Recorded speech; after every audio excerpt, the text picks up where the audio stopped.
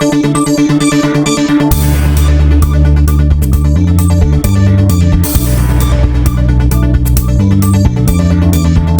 ایسا ہو سکتا ہے کہ دنیا کا کوئی علاقہ اپنے ایک آزاد اور خود مختار ملک ہونے کا دعویٰ کرتا رہے اور ہر کوشش کر ڈالے کہ اسے ایک ملک کی حیثیت سے تسلیم کیا جائے اور اس کی عمر اتنی ہو چکی ہو جتنی بھارت اور پاکستان کی، اور اس کے پاس اب تک کوئی دستور، کانسٹیٹیوشن یا سمویدھان بھی نہیں ہو؟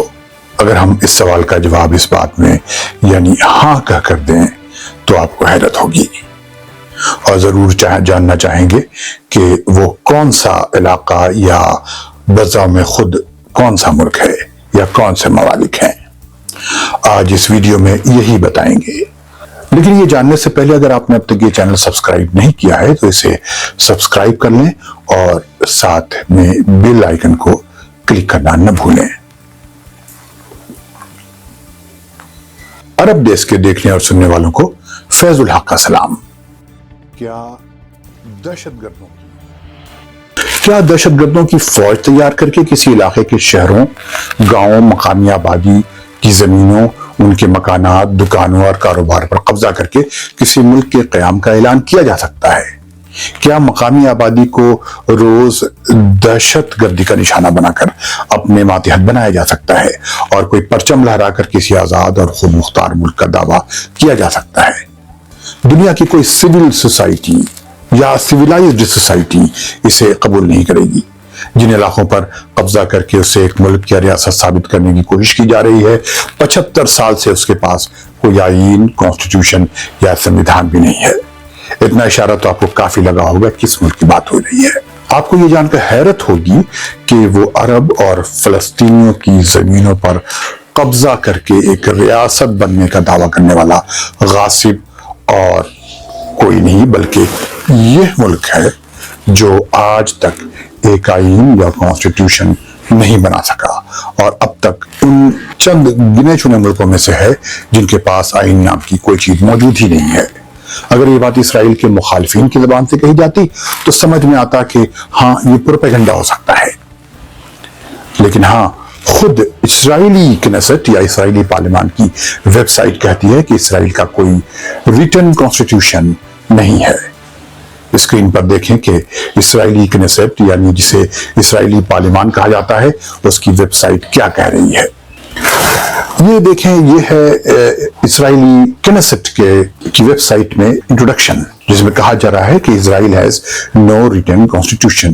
Various attempts to draft the formal document since 1948 have fallen short of the mark, and instead Israel has evolved a system of basic laws and rights which enjoys semi-constitutional status. The provisional situation is increasingly inadequate for Israel's needs, and the necessity for completing this historic task has never been so urgent. یعنی خود اسرائیلی پارلیمان کی web site کہہ رہی ہے کہ اسرائیل کا کوئی ریٹن یا تحریری کانسٹیٹیوشن یا سمویدھان نہیں ہے۔ بھارت کو آزاد ہوئے اور پاکستان کے قیام کے زمانے سے ہی، یعنی صاف لفظوں میں کہیں تو 1948 سے ہی اسرائیل کے کانسٹیٹیوشن کی حیثیت سے ایک فارمل ڈاکومنٹ تیار کرنے کی کوشش کی جاتی رہی ہے جو ناکام ہوتی رہی ہے۔ اس کے بجائے اسرائیل نے کچھ بیسک لاز بنائے ہیں اور انہیں سیمی کانسٹیٹیوشن کی حیثیت سے استعمال کر رہا ہے۔ یہ عارضی یا ٹیمپرری حل یا پروویژنل سولوشن اسرائیل کی ضرورت کے لیے کافی نہیں، یہ خود اسرائیلی پارلیمنٹ کی ویب سائٹ کہتی ہے۔ مئی 2003 میں اسرائیل کا کانسٹیٹیوشن بنانے کے لیے ایک کمیٹی بنائی گئی جو ہر ہفتے میٹنگ کرتی رہی، لیکن اس کے بھی 20 سال ہو چکے ہیں، اسرائیل کا آئین نہیں بن سکا۔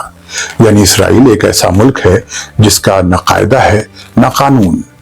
یہاں قاعدہ قانون ہی نہیں ہے تو قانون کی بالادستی کیسے ہو؟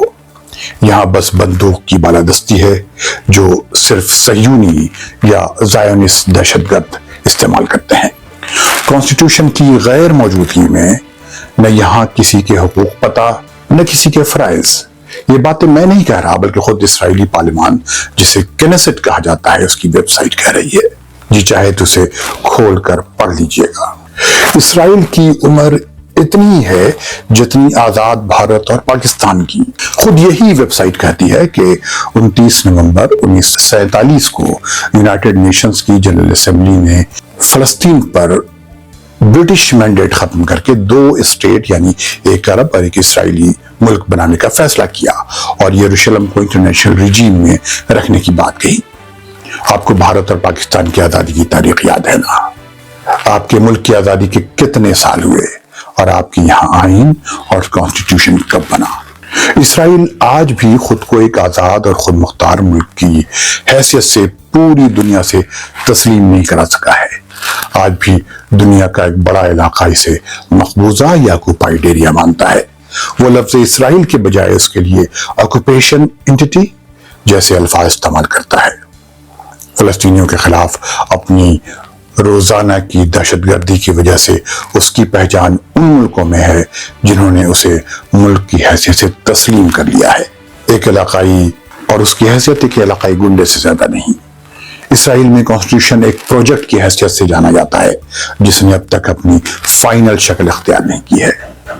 بعض مبصرین یا تجزیہ نگاروں یعنی کمنٹیٹرز اور انالائسٹس کا کہنا ہے کہ اس میں تاخیر کی وجہ اس کے علاوہ کچھ نہیں کہ اگر آئین مکمل شکل اختیار کر جائے تو اس میں لوگوں کے حقوق و فرائض یعنی رائٹس اینڈ ڈیوٹیز کی بات بھی کرنی ہوگی جسے اسرائیلی کوئی حتمی یا فائنل شکل نہیں دینا چاہتے۔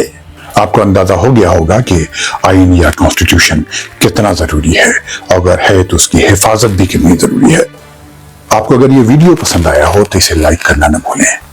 ملتے ہیں ایسے ہی اگلے ویڈیو میں۔ خدا حافظ۔